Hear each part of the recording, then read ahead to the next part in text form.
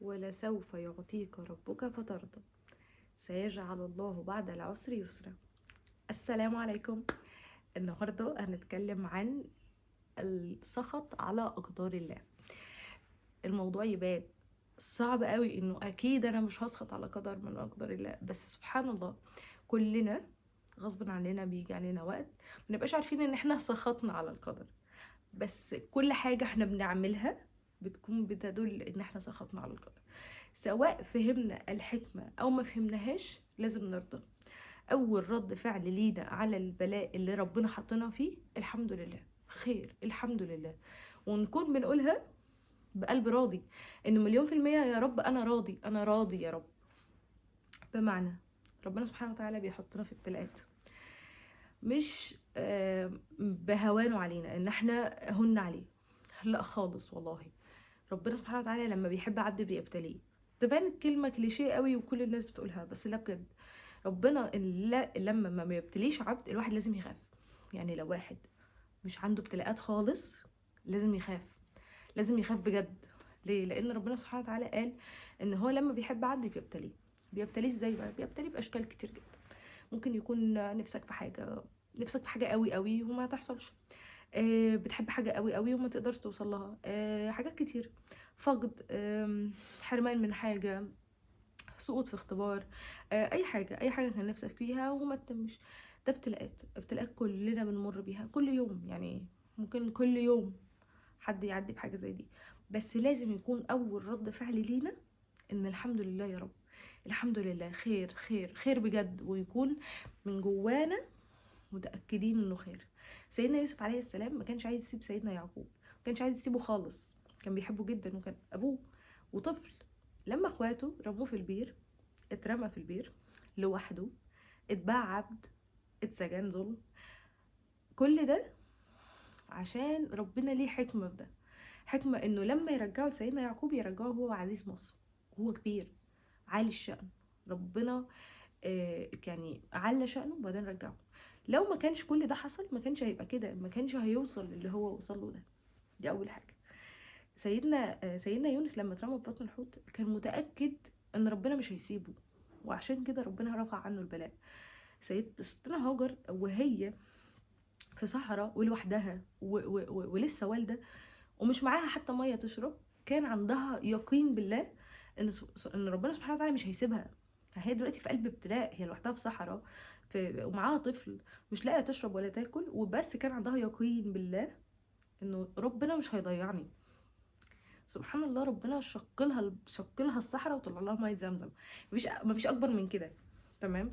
وبقت حته من اطهر بقاع الارض. تمام. بس هي كان عندها يقين ان الابتلاء اللي هي فيه ده خير، اكيد خير، اكيد خير. هي من جواها انه خير، انا اللي بيحصل لي ده خير. سيدنا موسى عليه السلام اتظلم كتير وكانت قصته كبيره جدا، ممكن نبقى نحكيها لوحدها. بس سيدنا موسى عليه السلام لما كان ماشي مع سيدنا الخضر، آه، دلوقتي بقى هو قدام القدر اللي مش عارف عنه حاجه. ماشي مع حد، قتل غلام، بنى جدار من غير فلوس، خرقوا سفينه، وهو مش فاهم، هو مش قادر يستوعب، مخه مش قادر يستوعب ان احنا بنعمل حاجه. اكيد يعني، طب قول لي الحكمه. حتى سيدنا الخضر قال له ان انت مش هتقدر تستحمل حاجه انت مش عارف، مع يعني مش عارف اللي وراها. قال له لا لا لا، ان هو هيكمل وكده، وبالفعل ما قدرش يكمل.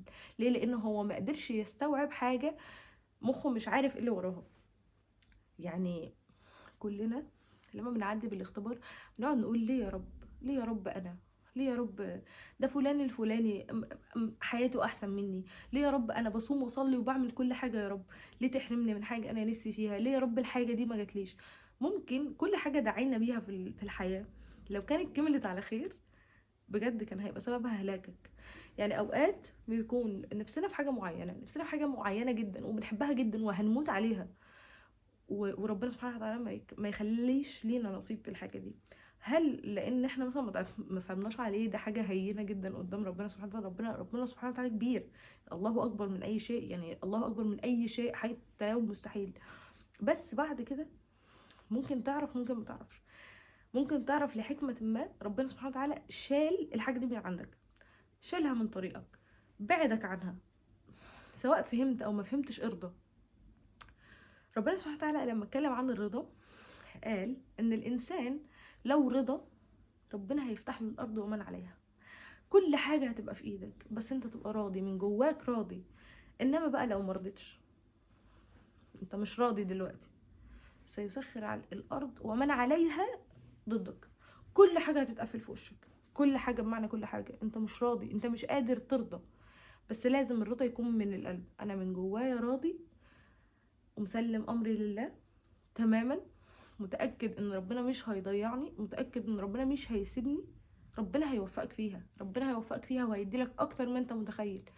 انما تسخط وتقول يا رب انا بصلي وبصوم بعمل كل حاجه، ليه يا رب تقف، ليه يا رب ما تدينيش اللي انا نفسي فيه، صدقني ان الحاجات اللي انت كنت بتزعل بيها لو كانت اتحققت كنت زمانك بتضرب نفسك بالجزمه دلوقتي. كل دعوه دعيتها، يا رب ابقى من نصيب فلان، يا رب اجيب العربيه الفلانيه، يا رب ادخل الكليه الفلانيه، يا رب انجح في المشروع ده، يا رب اتجوز الفلان ده، اي حاجه من دي، اي حاجه اتحجبت عنك اتاكد مليون في الميه ان ده لحكمه لا يعلمها الا الله.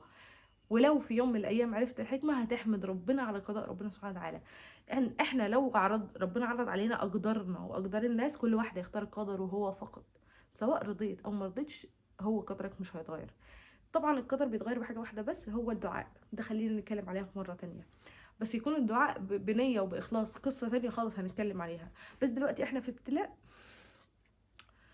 ربنا خد منك حاجه انت بتحبها، ما مش قادر تستوعب، مخك مش قادر يستوعب انه ليه يا رب خدت الحاجه دي، ليه يا رب ما اديتهاليش، كانت حاجه سهله قوي. ارضى، احمد ربنا وارضى، ربنا هيعوضك اضعاف مضاعفه من الحاجه دي. هتعرف بعد فتره ان الحاجه دي كانت شر ليك. يعني ربنا لما يغير اتجاه سفينتك من هنا لهنا وانت هنا ده زعلك، اعرف ان هنا كان هيموتك. فحس ان اللي عارف مصلحتك من الاخر هو ربك. عارف زي ما يكون، طبعا ولله المثل الاعلى، ربنا زي رب الاسره كده.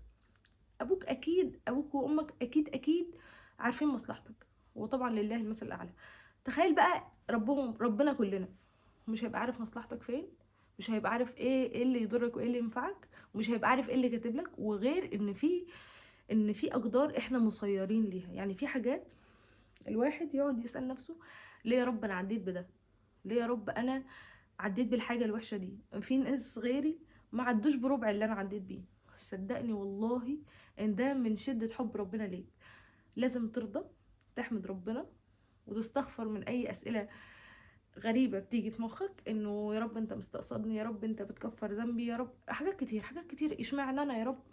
استغفر وتوب وصلي. انا عارفه ان حاجات كليشيه، بس صلي والله كل ما تقرب منه حياتك هتتغير. بس صلي بقلب ان انا يا رب جاي لك واقف على سجادتك وعايزك تساعدني. ادعي كتير، ادعي كتير. الدعاء يا مستجاب يا هتاخد عليه ثواب يا مردود، وربنا مش هيردك ابدا. ربنا اللي قال ادعوني فاستجب لكم، يعني ربنا وعده حق. تمام، وبس كده. باي.